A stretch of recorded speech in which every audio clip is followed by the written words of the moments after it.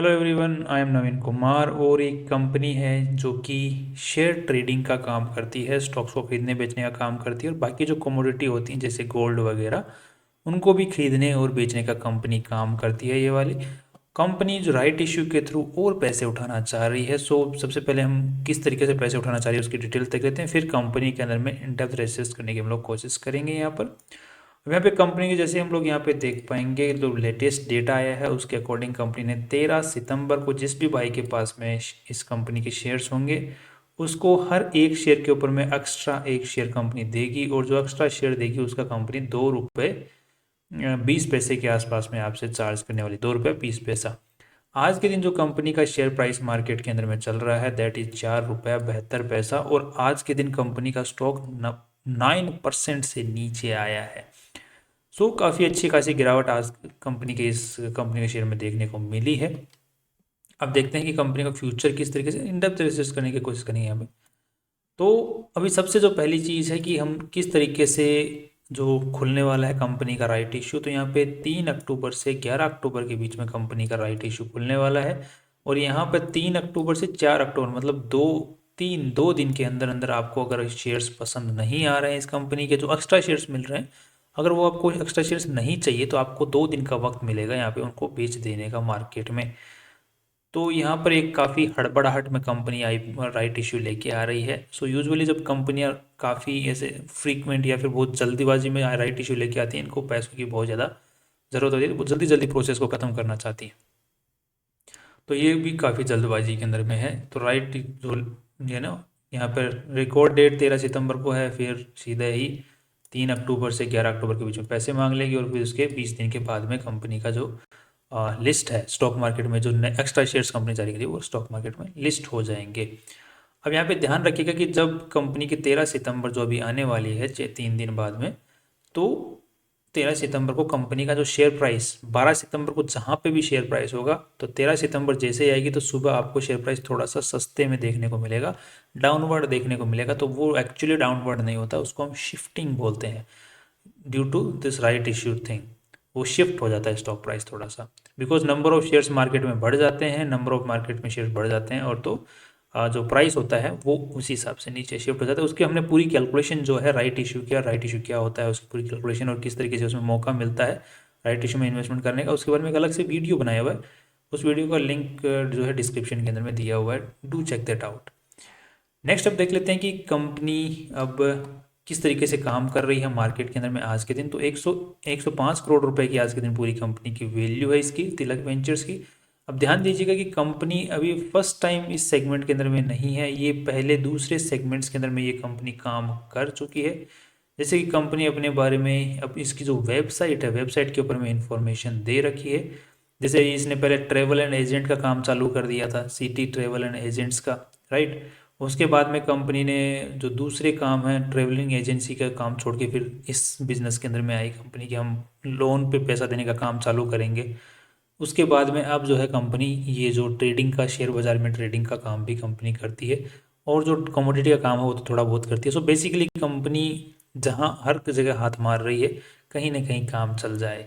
तो basically company पैसा कमाने की कोशिश कर रही है जो कि इजी मनी जहाँ पे भी मिल जाए। तो अभी इस वक्त स्टॉक मार्केट में इजी मनी मिल रहा है देखने को कंपनी को, लोगों को पैसों को ट्रेड करके पैसा कमाया जाओ, तो कंपनी यहाँ पर काम कर रही है। सो काइंड ऑफ कोई एक पर्टिकुलर फिक्स एरिया कंपनी का नहीं है, एक्सपर्टीज नहीं है, कोई बिजनेस काइंड ऑफ ऐसा कुछ दिख नहीं रहा कंपनी का। इसकी वजह से कंपनी का जो शेयर प्राइस है काफ़ी नीचे है, और साथ में कंपनी का मैनेजमेंट भी यही चाहता है कि कंपनी का जो शेयर प्राइस है वो नीचे ही रहे, है ना, पेनी स्टॉक की कैटेगरी में ही रहे, 2-3 रुपए के आसपास, 4-5 रुपए के आसपास में ही ट्रेड करे, ताकि लोग जो हैं यूजुअली छोटे स्टॉक्स को अंदर में ही ज़्यादा इन्वेस्टमेंट करने की पसंद करते हैं, और वो फालतू रिसर्च नहीं करते। जो लोग छोटे शेयर्स के अंदर में रिसर्च करते हैं मतलब इन्वेस्टमेंट करते हैं, वो देखते हैं 2-3 रुपए का शेयर है, 4-5 का हो जाएगा तो इतना परसेंट प्रॉफिट हो जाएगा, डबल हो जाएंगे, 6 रुपये का हो जाएगा, 3 रुपये का शेयर।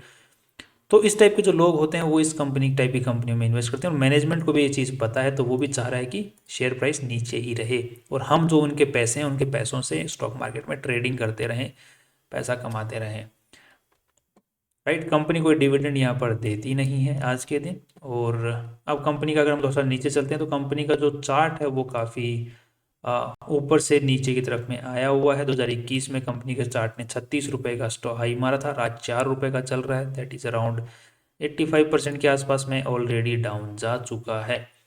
इसी के साथ में अगर हम लोग कंपनी का रेवेन्यू के बेसिस के ऊपर में चेक करते हैं तो कंपनी का जो मोस्ट ऑफ द जो रेवेन्यू आ रहा है, जैसे कि इस साल 2024 के अंदर में जो रेवेन्यू है 11 करोड़ 95 लाख का, उसके बाद में खर्चा हुआ है 8 करोड़ 62 लाख का, और नेट प्रॉफिट कंपनी ने निकाल रहा है 5 करोड़ 45 लाख का। तो इसकी अगर हम लोग चर्चा करते हैं तो कंपनी की जो एनुअल रिपोर्ट है उसमें इसकी डिटेल्स दी हुई हैं।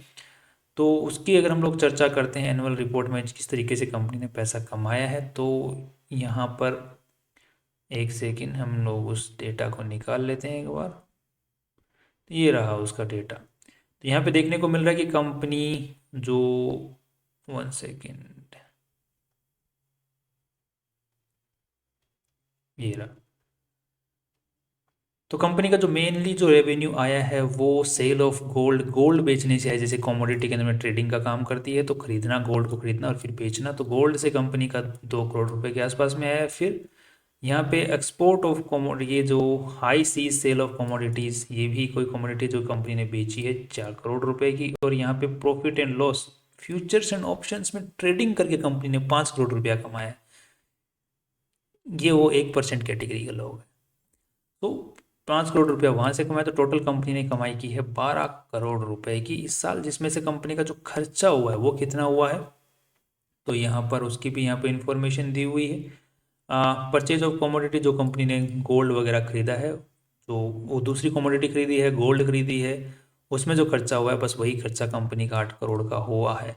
बाकी जितना भी पैसा है कंपनी की इनकम हो गई है गेन एंड लॉस के अंदर में। अदर इनकम 4 करोड़ की और हुई है, जो कि यहाँ पर हम लोग देखने पा रहे हैं तिलक इस वेबसाइट पे भी अदर इनकम 4 करोड़ रुपए की देखने को मिल रही है। तो इसको यहाँ पे दिखाया हुआ है 4 करोड़ रुपए की जो एक्स्ट्रा इनकम है वो भी कंपनी को हुई है। दैट इज ऑफ इन्वेस्टमेंट जो कंपनी ने किया है वहाँ से, राइट, जो कंपनी ने स्टॉक मार्केट में वगैरह इन्वेस्टमेंट कर रखा है वहाँ से कंपनी की इनकम हुई है 4 करोड़ के आसपास की।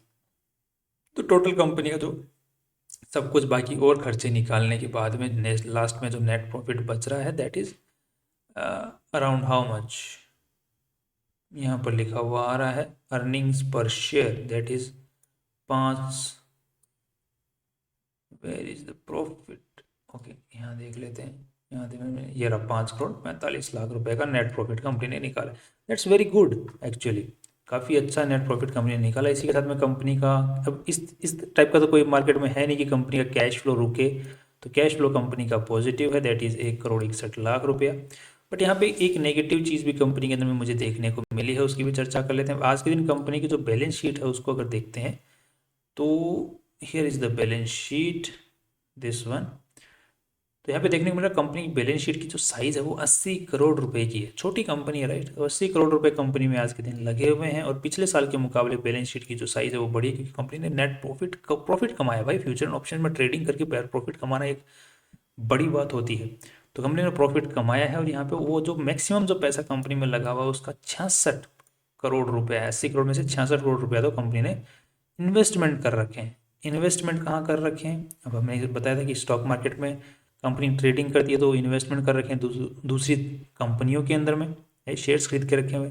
दूसरा कंपनी ने एफडी वगैरह करवा रखी है, जैसे गोल्ड के बॉन्ड्स वगैरह, सॉरी गवर्नमेंट बॉन्ड्स हैं, गवर्नमेंट बॉन्ड्स में कंपनी ने पैसा लगा रखा है। जैसे यहाँ पे देख लो 6.54 GOI बॉन्ड 17/1/2025 तक का जो ये बॉन्ड है वो खरीद रखा है, उसमें 45 करोड़ रुपए कंपनी ने लगा रखे हैं।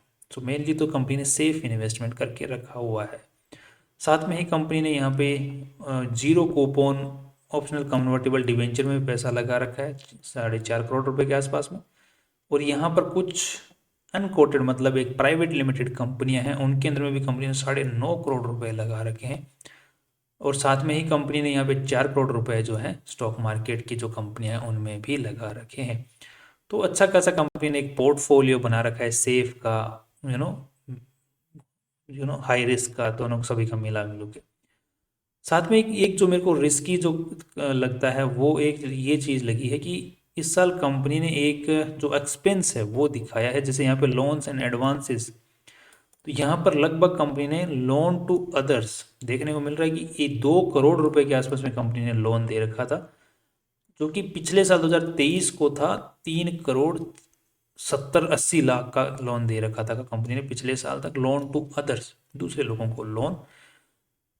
अब यहाँ पे अगर हम लोग इस साल कंपनी का नेट प्रॉफिट्स के अंदर में पीएनएल स्टेटमेंट में चेक करते हैं तो आपको एक चीज़ देखने को मिलेगी कि कंपनी ने राइट ऑफ किया है लोन, और पिछले साल भी कंपनी ने 1.5 करोड़ रुपए का लोन राइट ऑफ किया था, और इस साल भी कंपनी ने डेट, ये देखो, डेट रिटर्न ऑफ, तो पिछले साल 1.5 करोड़ रुपए का राइट ऑफ किया, इस साल 81 लाख रुपए का लोन राइट ऑफ किया। तो ये कौन है जिनका कंपनी लोन दे भी रही है और बाद में राइट ऑफ भी कर रही है, राइट?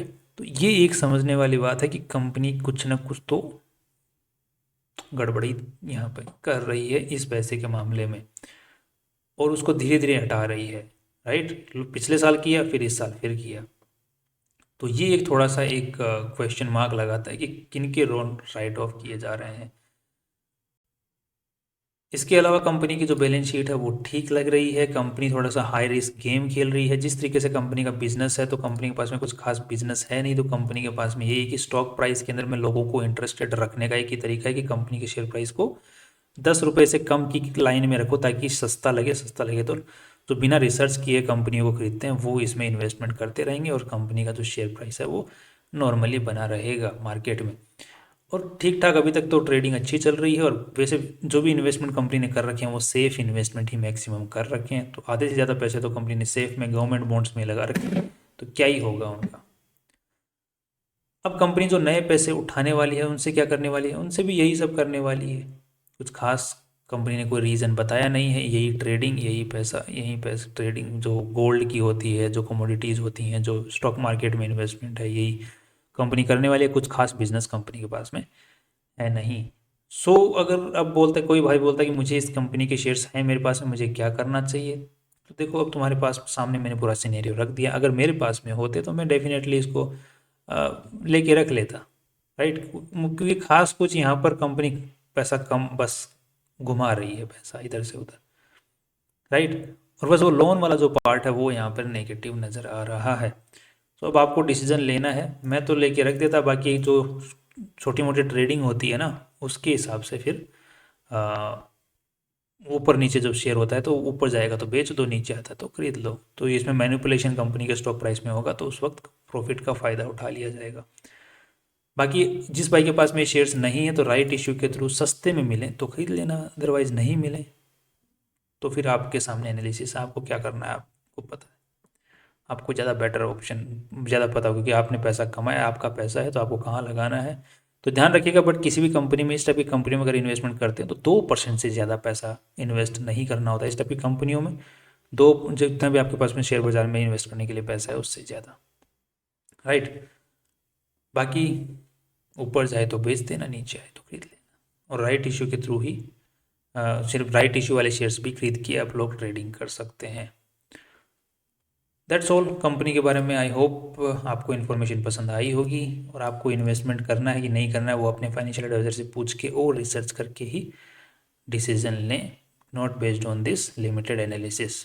साथ में एक नेगेटिव पॉइंट और ये भी है कि कंपनी के जो प्रमोटर्स हैं उनका जो स्टेक है कंपनी में 2023 के मुकाबले 2024 में घटा है। That is again a negative thing. That's all, finally see you tomorrow.